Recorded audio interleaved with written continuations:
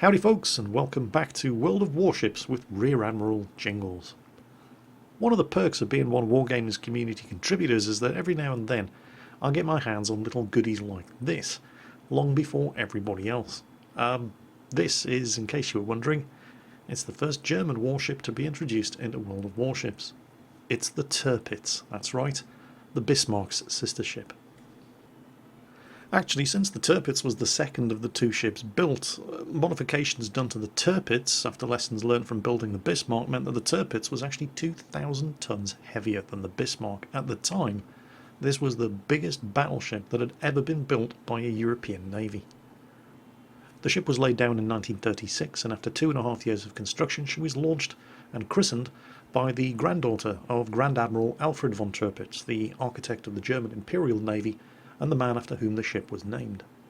The launching ceremony was attended by none other than Adolf Hitler himself.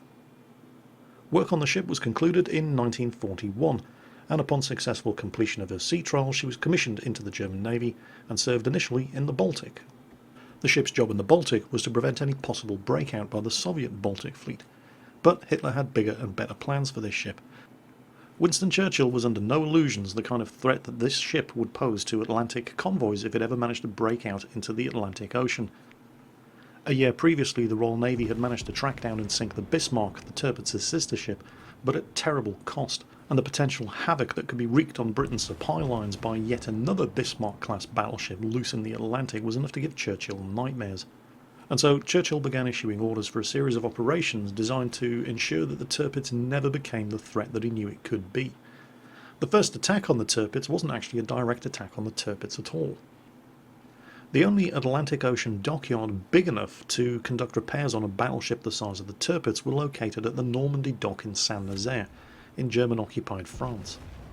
The loss of the Normandy dry dock at Saint-Nazaire would mean that any large German warship in need of repairs, such as the Tirpitz, would have to return to home waters either via the English Channel or by the Greenland-Iceland-UK Gap, both of which were heavily defended by British units including the Royal Navy's home fleet, rather than having a safe haven available on the Atlantic coast. The Saint-Nazaire raid involved the obsolete destroyer HMS Campbelltown, accompanied by 18 smaller craft and numerous Army and Royal Marine units, crossing the English Channel and ramming into the Normandy dry dock gates. It was a one-way trip for the troops, but the Campbelltown had been packed with delayed action high explosives. Although only 228 of the 622 commandos that took part in the raid eventually returned to Britain, the raid was considered a success because the following day, when the delayed action fuses on board the Campbelltown went off and the 4 tons of explosive that had been hidden in her hull detonated, the dry dock was completely destroyed. Unfortunately for Churchill, while the Saint-Nazaire raid, Operation Chariot, was a success, Grand Admiral Erich Raeder, the head of the Kriegsmarine, had proposed to Hitler that the Tirpitz instead be based in Norway. Based out of Norway instead of occupied France, the Tirpitz would be relatively safe from Royal Air Force bombing raids, which she had to suffer all the time she was based in Kiel, none of which actually did any damage to the ship. She would also be able to tie down large numbers of the Royal Navy's home fleet.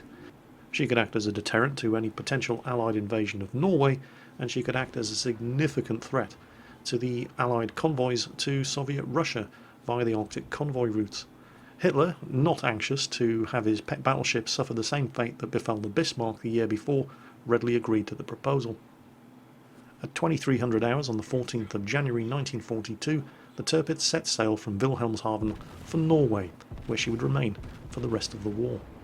Just to give you some idea of how much effort the Royal Air Force had expended up until this point to try to destroy the Tirpitz, beginning on the 8th of October 1940 and leading up to the 29th of January 1942, the Royal Air Force Bomber Command had sent numerous bombing raids to Wilhelmshaven and Kiel in an attempt to knock out the Tirpitz while she was stationed at those ports.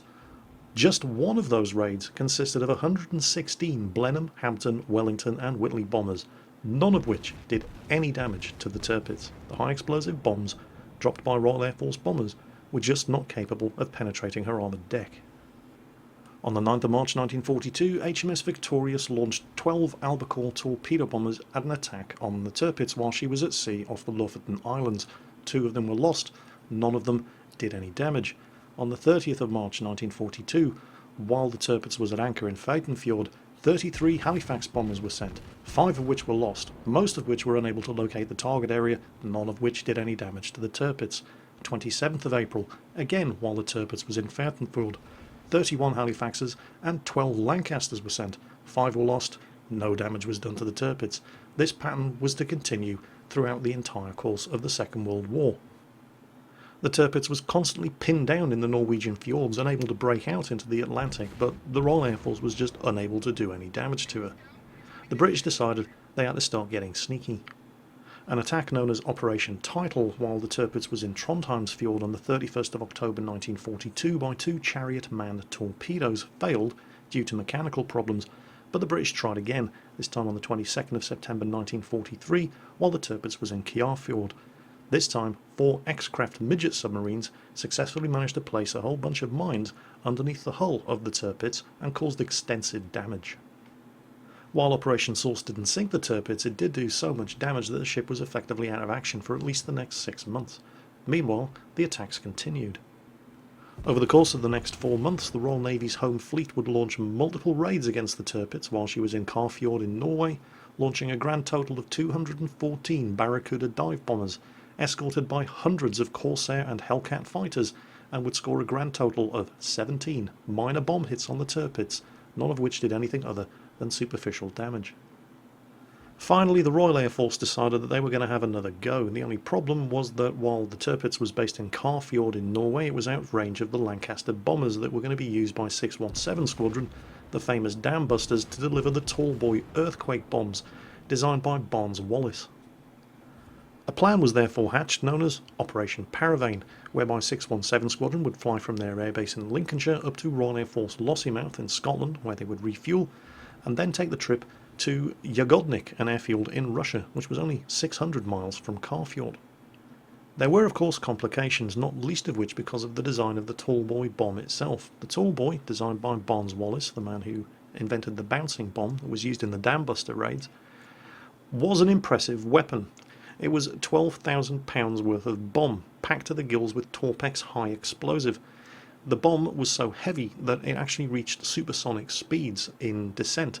This of course is what made it possible for the bomb to penetrate up to 16 feet of reinforced concrete before exploding. The only problem being that in order to reach those kind of velocities it had to be dropped from such a massive height that it made precision bombing almost impossible. Luckily, 617 Squadron were an elite precision bombing unit, and their Lancasters were equipped with the stabilising automatic bomb sight, a top secret piece of equipment. So, what could possibly go wrong? Well, the Germans had a plan. As soon as they realised that they were under attack by Avro Lancasters, the Germans turned on the smoke generators that they'd installed along the sides of the Kjarrfjord, and within a few minutes, the Tirpitz was invisible underneath a smoke screen. Only the lead aircraft in the formation actually caught sight of the Tirpitz as she disappeared in the smoke, and the bomb aimer, Pilot Officer Danny Daniels, had to release his bomb by guesswork. Several others of the aircraft aimed their bombs at gun flashes in the smoke. A number of the aircraft didn't drop their bombs at all. The Tallboy was such an expensive weapon that they had been told if you can't hit the target, don't drop the bomb. Upon returning to their base, one of the aircrew said that he had seen Pilot Officer Daniels' Tallboy bomb hit the Tirpitz, but nobody believed him. Danny Daniels' bomb, aimed by guesswork, had hit the Tirpitz.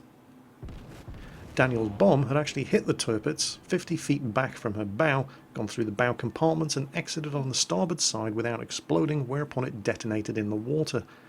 The concussion from such a massive bomb detonating so close to the ship's hull, in combination with all of the other near misses that the ship had suffered during the attack, had put the Tirpitz completely out of action.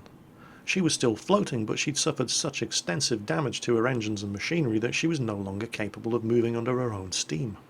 Since the Normandy dry dock had been destroyed during the Saint-Nazaire raid, there was no longer an Atlantic dry dock in German hands big enough to accommodate a ship the size of the Tirpitz, and any attempt to reach Kiel or Wilhelmshaven by crossing the North Sea in the face of the home fleet would have been absolute suicide.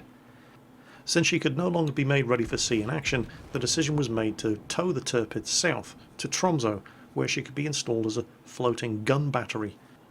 Unfortunately for the Tirpitz, taking her as far south as Tromsø put her in range of Avro Lancaster bombers launched from air bases in Scotland, and 617 Squadron weren't finished with her yet.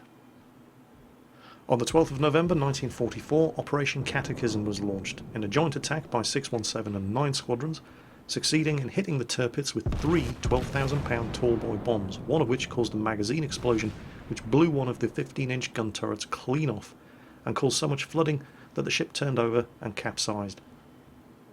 Eventually, at the cost of thousands of lives of sailors and aircrew on both sides, the war was finally over for the Tirpitz. The poor old Tirpitz, for all the threat that she posed to the Arctic convoys, didn't really have much of an illustrious war career. Spending 3 years sitting in Norwegian fjords getting shot at by aircraft isn't really the kind of thing that you can make a movie out of. The only time she actually fired a 15-inch guns in anger at a target that she was attacking was at a British weather station at Spitsbergen, which was manned by 152 members of the Norwegian army in exile. Here in World of Warships, however, things can be very different, and the good news is nobody has to actually die, so let's see what she's like. The Tirpitz is a Tier 8 premium German battleship. She's obviously the sister ship of the Bismarck, which is likely to appear, but I can't say for certain, in the German tech tree as a regular Tier 8 German battleship. My first concern when I had a look at the Tirpitz was her position in the tech tree. She's at Tier 8. She's armed with 8 15-inch guns. Now that's the same as the Warspite, and the Warspite is a Tier 6 premium battleship. But there's 15-inch guns, and then there's 15-inch guns. These are far superior to the guns on the Warspite. The guns on the Grand Old Lady fire at a rate of 2 rounds per minute, so it fires a shot from each gun every 30 seconds at the most. The big problem with the Warspite is the turret rotation speed. It takes this thing 72 seconds to rotate its turrets 180 degrees. That's twice as long as it takes the Tirpitz, which can turn its turrets 180 degrees in 36 seconds, which is pretty damn quick for a battleship. On paper, the Warspite's Tier 6 15-inch guns appear to be more accurate than the guns on the Tirpitz, with a maximum dispersion of only 219 metres. The 276 metre dispersion of the guns on the Tirpitz starts to look pretty poor by comparison until you take into account the fact that this is maximum dispersion at maximum range, and the maximum range of the Warspite is only 16.3 kilometres. The 15-inch guns on the Tirpitz, by contrast, can fire out to a range in excess of 21 kilometres. So the guns on the Tirpitz are actually at least as, if not more accurate, than the guns on the Warspite.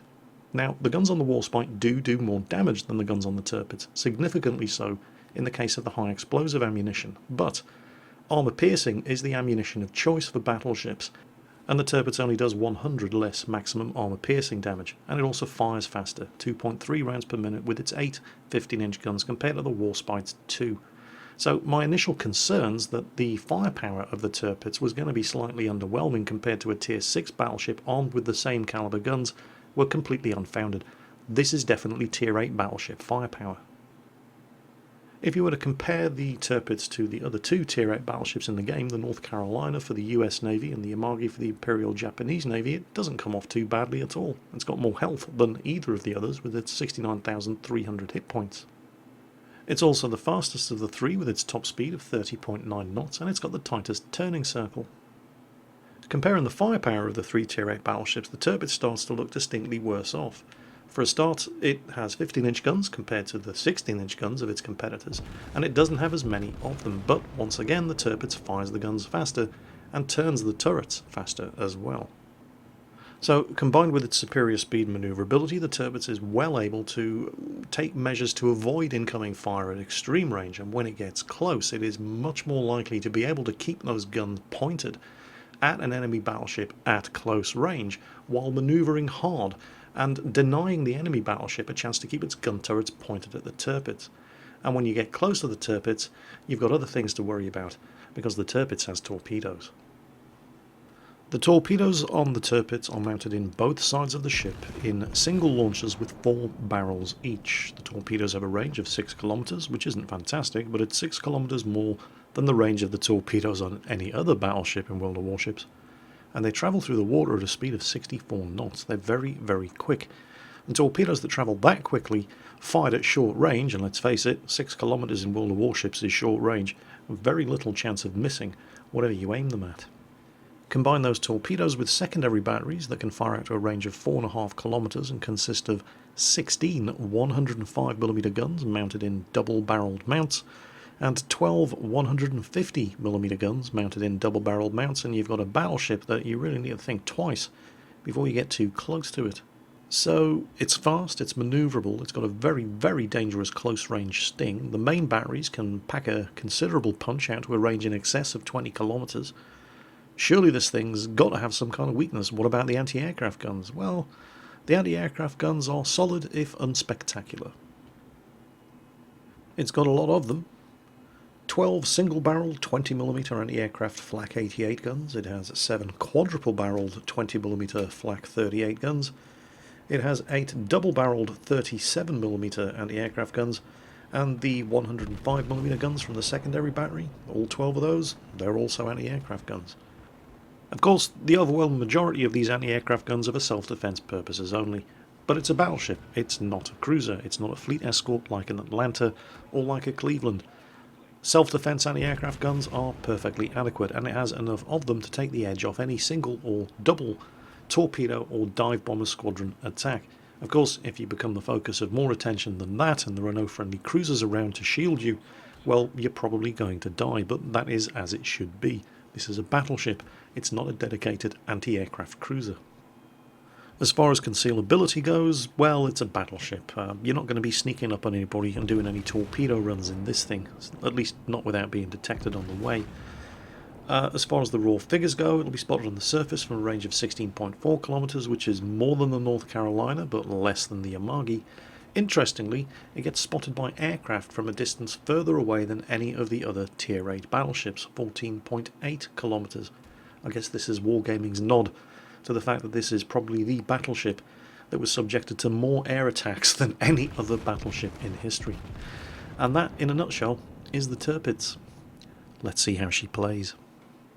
I have to say, I really do like the guns on the Tirpitz. They're only 15-inch guns compared to the 16-inch guns that you get on the North Carolina and the Amagi. The North Carolina has more of them, it only has one more. The Amagi has a lot more of them. And while the maximum armor-piercing shell damage isn't as good on a 15-inch gun as it is on a 16-inch gun, I just prefer the flexibility that you get from knowing that if you miss, you're going to reload and fire faster than your opponent. And of course, if you hit, well, the maximum armor-piercing shell damage isn't that much less, particularly when you score citadel penetrations, than if I'd been firing at them with 16-inch guns. And if this is a general trend with the German battleships, and I think it might be because, well, a lot of the earlier German battleships had 11-inch guns when their opponents were fielding 12 and 14-inch guns. The 11-inch caliber was fairly standard in the German Navy. And this may very well indicate a trend in German battleships that they tend to have lower caliber guns that fire more rapidly and are more accurate and traverse faster than battleships of other nations at the same tier. And if that's the case, I think I'm really going to like German battleships, certainly if the Tirpitz is any indicator, because it squarely addresses my number one complaint with battleships and World of Warships, and that's the massive amount of RNG that's associated with firing the guns on a battleship in this game. The number of times I've had an enemy cruiser at a range of 8 kilometers or less, I've given him a broadside with all of my big guns, and, well, they've all missed. I've even seen shots from the same turret landing 500 meters apart. And in the time it takes you to reload and have another go, the cruiser can do fearsome damage to you. And there's no guarantee that when you have reloaded and you pull the trigger again, that the second salvo is going to be any more accurate than the first. Well, that isn't so much of a problem in the Tirpitz, and that's because the guns fire so much faster than equivalent battleships at the same tier, like the Amagi and like the North Carolina. And I do like the Tirpitz's speed and manoeuvrability as well. I mean, that's what the ship was designed for. It was built for speed and firepower. It was designed to evade the Royal Navy's home fleet, get out into the Atlantic and wreak havoc with the Atlantic and Arctic convoys. In fact, you can argue the case that the Tirpitz, like its sister ship the Bismarck, wasn't really a battleship, it was more of a battle cruiser. Of course, then you have to define the difference between a battleship and a battle cruiser, and generally speaking, it's pretty much accepted that a battle cruiser has the same firepower as a battleship. It's faster than a battleship, but it doesn't have the same armour as a battleship. And, well, the Tirpitz certainly ticks some of those boxes. It's definitely faster than your average battleship. It will do over 30 knots. It's very well armed. 8 15-inch guns are pretty decent by anybody's standard, even if they're not quite up to the same raw firepower punch of the North Carolina or the Amagi, but they're still 15-inch guns and it's got 8 of them. But its armour isn't bad either.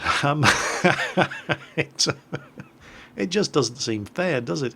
It's as if this ship doesn't have any real weak spots. And it doesn't have any real weak spots, which is kind of nice, while at the same time not being overpowered in any one area. It doesn't have as many guns, and it doesn't have as big guns as the North Carolina or the Amagi, but the Tirpitz guns load faster and they turn faster, so, you know, it's balanced there. The range on the guns is better than the Amagi, but it's not as good as the North Carolina, so it sits squarely in the middle there. It's the faster of the three, but it has the slowest rudder shift time. Its turning circle of 850 meters sits right bang in the middle of the North Carolina and the Amagi. It's just a nicely rounded ship with no obvious weaknesses, yet not being particularly weak in any one area except for perhaps its anti-aircraft firepower, which is still perfectly adequate for self-defense purposes. If it could be said to be overpowered in any one department, that would probably be its close-range firepower. And that is purely because of the fact that this thing has torpedoes, backed up by a fairly decent secondary battery. It's got the biggest secondary battery guns. The North Carolina has 127mm guns, the Amagi has 140mm guns, the Tirpitz 150mm guns, but it doesn't have as many of them as the Amagi does. So again, it kind of sits square in the middle of all three of the Tier 8 battleships. There are certain ships in World of Warships that you could say were a jack of all trades but a master of none. You know, they're not particularly bad in any one category, but they're not particularly good in any one category either. You can't really say that about the Tirpitz. It's definitely a jack of all trades. There is nothing that the Tirpitz does particularly badly, but there are plenty of things that the Tirpitz does particularly well, and in some cases better than any of the other Tier 8 battleships. Poor Colorado up there, he just can't shoot at me. I'm too far away. It's a problem that Colorados know all too well. There's a saying in World of Warships, the team with the most Colorados is going to lose. It really is not a very good ship. It leads to a very good ship, the North Carolina, but yeah, the Colorado, not so much. That torpedo's getting awfully close. Oh, I think he probably scraped the paintwork. That was very close indeed. Here's an example of the sort of thing that I like the most about the Tirpitz. I'm going to shoot at the Colorado. Shots out. Takes a while for them to get there, obviously. He is a fair old distance away. They look like they're reasonably accurate. Oh, a hit, but no damage. Shots out again. Have a look around. There's a North Carolina and a Baltimore over there. Okay, let's just watch our shots. Nope, they all missed. Yep, okay. A few more shots at the Colorado. And he's on very low health. He's gone. Instantly. Swing the ship around, turn the turrets, and I'm ready to fire at the Baltimore. Not particularly, I really hate shooting at ships when they're in the middle of a turn, particularly cruisers. It's so hard to judge their speed, but shots out. Give it a bit more lead this time, and fire again. Have a look. Oh, hello, there's a Cleveland. Turn the turrets. You couldn't do this in a warspite. With a 72-second, 180-degree turret rotation speed, you just couldn't do this in a warspite. Or, well, you'd struggle to do it in a North Carolina or an Amagi. This 36-second, 180-degree turret reverse means I can swap fire between the Cleveland on one quarter and the Baltimore and North Carolina on the other quarter. And I really, really like that kind of flexibility. The North Carolina takes 45 seconds to turn its turrets. It would struggle to do this. The Amagi is slightly better, but it takes 42 seconds to turn its turrets, and the Amagi would also struggle to do this sort of thing, but the Tirpitz, yeah, no problem. Anyway, this game's just about done. There's nothing left for me to really shoot at over here, and as you can tell by the scores up there, we're in no real danger of losing this match, so we're going to skip ahead to another replay. This is actually the very last game that I played in the Tirpitz before doing this video. As you can see by the team lists, like the previous match, it's a Tier 9 match.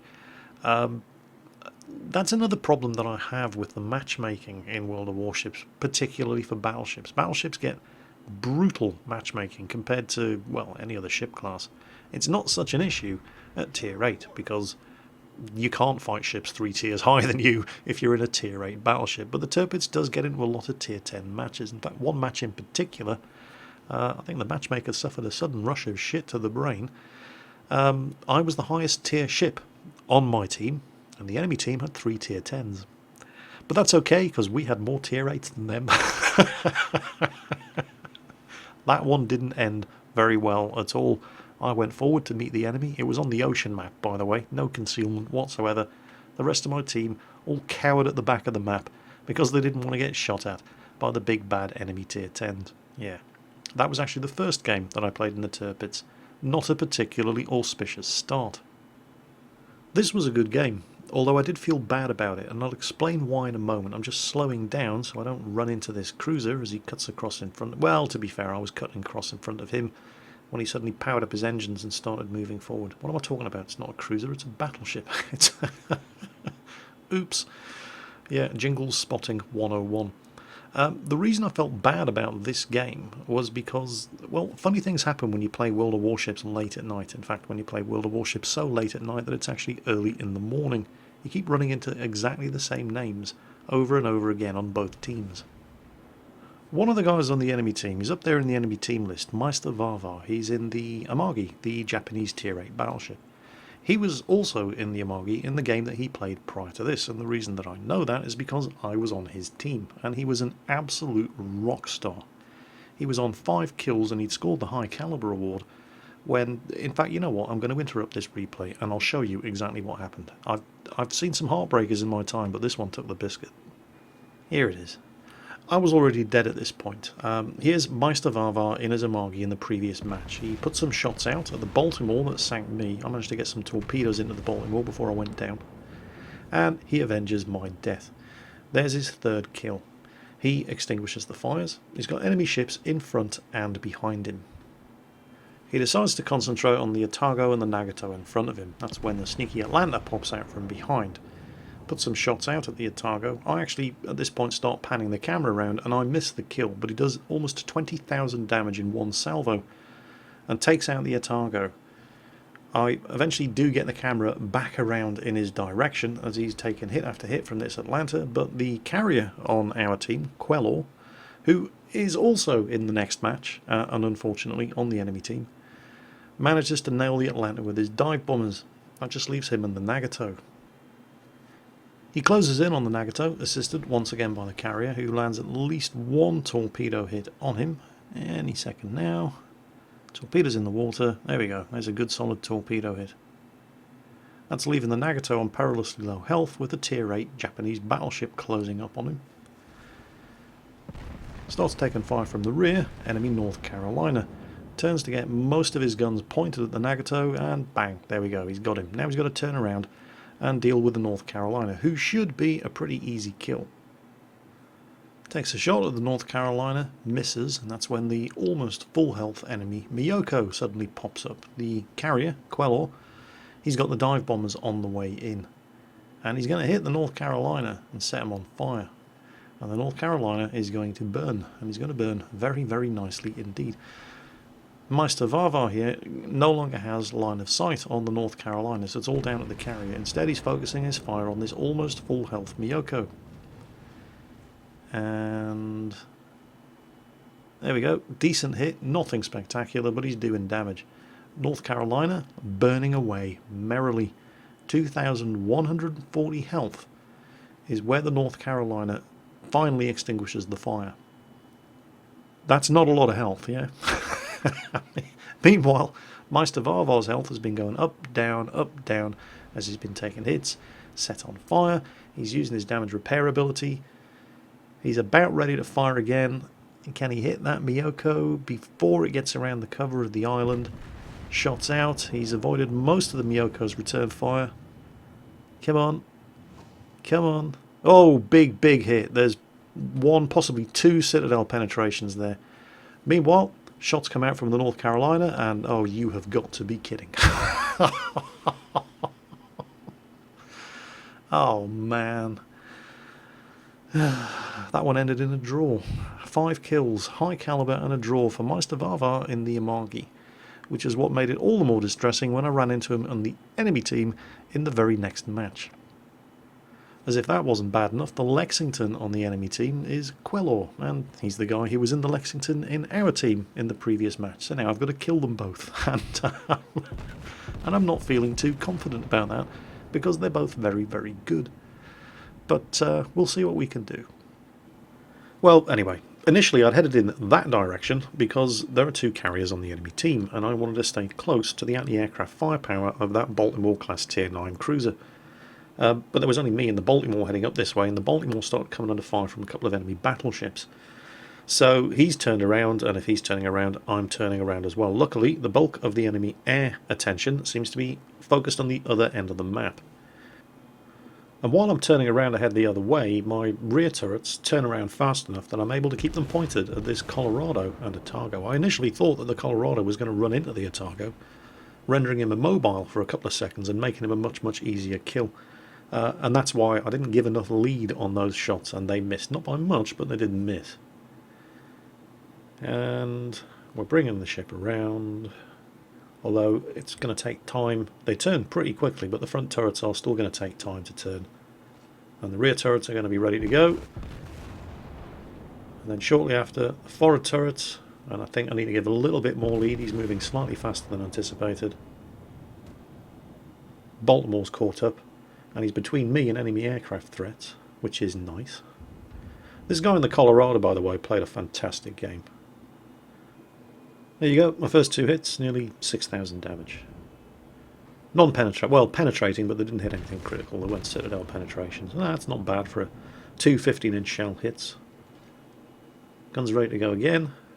And this guy is definitely becoming the focus of a lot of unwanted attention. Torpedo bombers going in there. Everybody's shooting at him. Anti-aircraft guns opening up. My side and his side. It's just enemy fighters though, so I'm not going to take any evasive action. They're no real threat other than keeping me spotted, but at this kind of range they can see me anyway, particularly since I'm firing the guns. I'm going to go for the cruiser. Might have to give a bit more lead than that though. Yeah, scatter the shots. Let's see if they're on target. Oh, he's turning. Probably going to miss. Yeah, they're definitely going to miss. He's turning around so he can keep firing his guns. Colorado's taking a battering. I target the Colorado, but yeah, I'll put some shots out from one of the turrets, but they're probably going to miss. He's probably going to get behind that iceberg. So we're going to continue focusing down this Cleveland. Shots out of the Cleveland, and did score a hit on the Colorado, which was interesting. I didn't expect the shots to be able to hit him before he got into cover behind that iceberg. Focusing down the Cleveland, and he's definitely coming under fire from somebody. Look at this. Boom, there you go. Citadel penetration there, definitely. He just got wasted. Now that was Meister Vava in the Amagi, the guy from the Amagi in the previous match. But he's just popped out of view range. He's just popped back in again as he fires his guns. I've launched my spotter aircraft. Now the spotter aircraft does 2 things. First, it extends the range of your guns by 20%, so I get an extra 4 kilometers range out of these 15-inch guns. But the other thing it does is it switches into this force perspective sort of top-down view. And I am absolutely terrible at accurately aiming the guns in this kind of view. Firing at Nertz there in the Colorado, he's obviously used his damage repair ability. He's trying to back off and let some other some other ships take the brunt of the firepower, like Meister Vava in his Amagi, who's steaming in and getting ready to broadside somebody. You can see my shots there. The first barrels that I fired at the Colorado, one of them actually hit and did some damage, but I gave far too much lead for the second barrage that I fired, and you can see them all landing way ahead of him. He's now in the turn. He's bringing his guns to bear on somebody. Still aiming at this Amagi here, driven by Meister Vava. You can see my shots going out. At this kind of range, you can actually see that the guns are firing the second salvo before the first salvo has even reached the target. Now we got this Otago, and he is moving quick, so I'm going to have to give him a lot of lead. Have an Izumo here, who hopefully is going to be the focus of most of the enemy's attention. That's the Japanese Tier 9 battleship. It's got a strange gun arrangement. It's kind of like a Nelson-class battleship. All of the guns are in 3 turrets right at the front. More hits, more damage, all good stuff. This guy's taken a fearsome battering. Again, get some shots out just before... Oh, we took a big hit there. It wasn't me, but that was definitely a Citadel penetration. He's now safe, at least from me. So I'm switching my attention back to Meister Varvar's Amagi. He's just firing a broadside at somebody. Hopefully, the Izumo over there on my port side. Come on. Yep, he's going for it. Oh, and I've scored a Citadel penetration. So some big damage there. And very shortly, he is also going to be out of range of my guns. Well, not out of range, but out of line of sight. Steaming beside the iceberg there. And I am also about to pop out of line of sight of these guys. There's a lot of torpedoes in the water, and they're all aimed at that Izumo. Look at that lot. Looks like he successfully managed to avoid them all, however. So, decision time. We've nailed one of the enemy destroyers, but there is another, and he's around this way. So I'm switching to my torpedoes and making sure that they're on a narrow spread, because when I come around the side of this iceberg, we're going to start to get to within torpedo range of the enemy ships, and things could get very interesting. But there is an enemy destroyer around here, and this is my big worry at the moment. The secondary batteries on the Tirpitz are pretty good. It's got 150mm and 105mm guns. There's that destroyer. But they're good, but they're not good enough to take out a destroyer in full health like that before he can launch his torpedoes at you. So I'm switching to high explosive here because I want to obliterate that guy before he gets a chance to launch anything at me. Looks like the Izumo just wiped him out. Must have scored multiple direct hits with his massive guns. I've got high explosive loaded in the barrels, so I'm going to fire them at that Nagato and then switch straight back to armor piercing. I was hoping to be able to use the smoke screen now that the Izumo is behind that iceberg and is no longer spotting any of these ships. And I'd hoped to be able to use the smoke screen laid by the Fubuki to shield myself from return fire. Sadly, it was not to be. I'm now the one spotting these guys. There's Meister Varvar again. But no, the shots are going to be occluded by this iceberg, so I'm going to switch back to the Nagato. He's in the turn. And that's it for the moment. I'm not going to be able to fire again until I clear this second iceberg. Scored some hits on the Nagato. All good stuff. So, armor piercing loaded, torpedoes ready. A whole bunch of enemy ships around the corner here. Check around. I'm not expecting anything to be on my starboard side. If there was going to be anything there, it might have been one of the aircraft carriers or one of the destroyers, but the destroyers are both dead. One of the destroyers, by the way, Shrotti Jer, he was also in the previous match, and he was in the Tirpitz as well, and he was on my team. Okay. First target up, Nertz in the Colorado. He's shooting at me. I was being detected by aircraft. Even aircraft 13 kilometers away will spot the Tirpitz, and he's the first person on the enemy team to do any damage to me in this match. He's actually managed to score 2 kills. It's not a bad performance for a Colorado in a match like this. Choice of 2 targets here. The Amagi is pointing towards me. The Nagato is broadside on. Nagato, his armour isn't angled, so I stand a much better chance of actually penetrating with the shots that hit. Meanwhile, Meister Varvar and the Amagi is now straightening out, so shots out at him. You can see the kind of dispersion that we're dealing with here. Even shots fired from the same turret are diverging wildly. That's just what happens when you drive battleships, I'm afraid. But I did manage to score a couple of hits.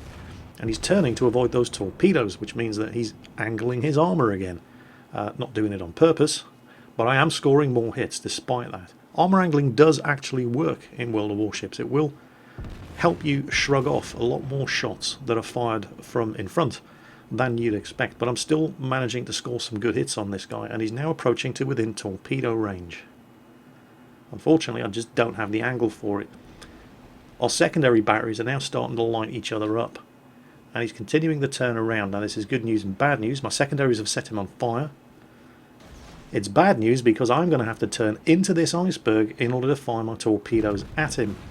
But it's good news because it means he can now only fire his forward gun batteries at me. The torpedoes are away. He's either not aware that the Tirpitz carries torpedoes or he's just too slow to do anything about it. 4 torpedo hits, lots of damage, lots of flooding. He's on fire again with the concentrated fire from the secondary gun batteries, and he's done. And I felt really, really bad about that, but I couldn't afford to hang around for long because this Nagato was starting to shoot at me. So, still got the armor piercing loaded. I can only really get my 2 front gun batteries firing at this guy, but they're scoring hits, and he's taking damage. I've taken a lot of damage in the exchange with Meister Vava there. I use my damage repair ability. Don't need to use my damage control ability. I'm not burning, I'm not sinking. Get these guns reloaded. I'm at the disadvantage here. I mean, I have more health than he does, but he's able to point all of his guns at me, and I can only point my 2 front gun turrets at him. And I am taking a lot of damage here, and this is not good. But he's not just being shot at by me, although I'm the one doing the most damage to him. He's also taking some fire from some of those other ships up ahead. But he's going to get around the side of this iceberg before I... Oh, he took a big hit there. He very, very nearly died. Come on. Come on. Reload the guns. No, it's not going to happen. It's too slow. I put some shots out, but I don't really expect them to hit. However, he's screwed. He can't escape. I mean, even if I wasn't the only one shooting at him, or even if I was the only one shooting at him, that makes more sense. He couldn't get away. I'm just too fast. I will do over 30 knots in a straight chase, and that's 50% again over his maximum top speed. So and I only have to hit him once more and he's dead. But there are other ships shooting at him, and he's just died. So there's only 2 enemy ships left. There's Nertz over there in his Colorado, gamely fighting on to the bitter end. What I can tell just from looking at him, and he's on his 3rd kill now, by the way, which isn't bad for a Colorado in a match like this. I mean, this was the first ship that our team started shooting at, this guy Nertz here in his Colorado, because the guns on the Colorado have such comparatively short range, and so he had to sail right into the teeth of the onslaught of our Tier 8 and 9 battleships, and he took it right on the chin. And the fact that he's still got 26,000 health remaining at this stage tells me that he has expended both charges on his damage repair consumable, so any damage done to him now is going to stay done. I, on the other hand, still have 1 charge left on my damage repair ability, so unless he gets really, really lucky, and he's going to need to get luckier than that, he just cannot sink me. He can't run away. He's in the same situation that the Nagato was in earlier. The Colorado just isn't fast enough. And when I keep scoring hits on him like that, he's doomed. So he turns to fight, bless him, and I'm scoring more hits. It's just a matter of time, but he's doing the best he can. He's swinging the ship around between broadsides. He's trying to throw her aim off. But he can't get away, and he knows it. He's run into solid ground up ahead. He has to turn around and fight. Well, he had to turn around and fight anyway, because he just can't escape a Tirpitz. I'm just too fast. Start to get some repairs underway. It all just reduces the amount of credits you have to pay for repairs at the end of the battle. He's in the turn again. And he switched his fire to somebody else. And yeah, I'm not the only one shooting him. And he's on fire, and it's all just a matter of time. Looks like he's slowing drastically. You got to salute this guy. He played a great game, and he refused to go down without a fight. Scored another hit. Burning in 2 separate locations now. Looks like one of the cruisers is opening up with high explosive. There's the carrier. Old Nertz here is just not going down easily, is he? He's still firing back. I could, of course... Oh, he's knocked out one of the gun turrets. Well, it's the rear gun turret. I don't really care that much. I'm closing the distance and focusing him down mostly with the front gun turrets. But he's doing damage. I've knocked out one of his gun turrets, which is fantastic news. He's got nowhere to go. There's islands in front of him, and he pretty much knows that he's doomed. But he continued to put up the fight. We're now capping, of course. I've steamed right through the cap circle, chasing after this guy. Perhaps he was trying to force a draw, maybe tempt us into chasing him outside of the cap circle, but one of the ships on our team is going to stay in the cap, and I'm going to chase Nertz down and try and get the kill. Another hit, more damage. Yeah, I can take those kind of hits, no problem whatsoever. And oh, Nertz does have one... Oh, hang on, what's that? Why am I burning? Why are my anti-aircraft guns opening up? Oh, you cheeky bugger, the carrier hit me with dive bombers and set me on fire. Wasn't paying attention, didn't see them coming. But yeah, no real harm done, the fire's out. But yeah, I don't know if you've noticed, I've only just noticed, Nertz has actually been repairing the damage that's been done to him. So he did still have that one ace up his sleeve, which has kept him in the fight longer than anticipated. And I really did not expect that, considering the battering this guy took at the beginning of the match. And when I started shooting at him, he was still on 26,000 health. Oh, and there's the high caliber award, which is nice. And I've knocked out another one of his gun turrets. To get high caliber in World of Warships, you have to do damage exceeding 20% of the total hit point pool of the entire enemy team. So I did not expect to see that happen in a tier 8 battleship in this kind of match. I'd like to kill Nertz though, put him out of his misery. I feel I've earned it. I've chased him across most of the map, and there we go. We finally sunk him. But he put up one hell of a fight, and that's certainly a performance for him to be proud of. It's just a shame he had to lose. He was definitely the superstar of his team, and now there's just the enemy carrier left. And he would have been out of range, but I've still got a charge left on my spotter aircraft consumable. So let's see if we can get some shots in on this enemy carrier before we finish off by capping, which is not going to take very long at all. But the carrier, despite the fact that my spotter aircraft is airborne, has just disappeared. He's engaged his Romulan cloaking device, hasn't he? It's amazing, isn't it? He can still see me from 22 kilometers away, but I can't see him, despite the fact that he's a 230 meter long ship weighing 20,000 tons, and he's leaving a plume of smoke behind him from the fires raging on his flight deck. And I'm now being spotted by one lone fighter aircraft. That must have been launched by Nertz. Oh well, we're about to cap. Let's see if I can get a fighter kill to finish this game off, because the carrier's going to get away. He's going to live to run away again another day. And there we go. I've shot down Nertz's fighter, and we have just capped, and this game is won. Let's see how we did. I think you'll be pleasantly surprised. Look at that, nearly 500,000 credits from one match. And 3,266 experience, and that is not doubled for the first win of the day. That's just the premium bonus on top, and I didn't do best, which was kind of surprising. Orizimo up there did marginally better. We both got a couple of awards. I got the high caliber. What did he get? Oh, Nertz there, unsurprisingly, top of his team. Look at that, 1,400 base experience on a defeat. That's got to suck. Orizimo got himself, let's see, Dreadnought and 2 devastating strikes. Well done to him. Detailed results. Almost 90,000 damage done from guns, fires and flooding, 45 penetrating hits, and 31,000 damage done from the torpedo strikes on Meister Varvar in his Amagi. Not a bad day's work, if I do say so myself. And that, boys and girls, is the Tirpitz, the German Tier 8 premium battleship, coming to a premium shop at some indeterminate point in probably the very near future. I've enjoyed playing it. For me, it strikes that perfect balance of everything that you want in a battleship without having any obvious weaknesses. The guns are good, it's fast, it's got a tight turning circle, the secondary batteries are pretty good, it has torpedoes, the anti-aircraft guns are adequate, they're good enough to protect a ship of this size. The ship has pretty good armour, and it's got a lot of health. It can take a battering. There's no real downside to driving the Tirpitz, and I think it's going to be a very, very popular purchase when this thing does become available. I mean, it was always going to be a popular ship. It's the Tirpitz after all. It's going to be the first German warship in World of Warships, but it's a good German warship. It's exactly the kind of battleship I like to play, and if it's any indication of what the rest of the German battleships are going to be like, I think they're going to be a very, very popular line in World of Warships. I hope you've enjoyed today's video, folks. As always, take care, and I'll catch you next time.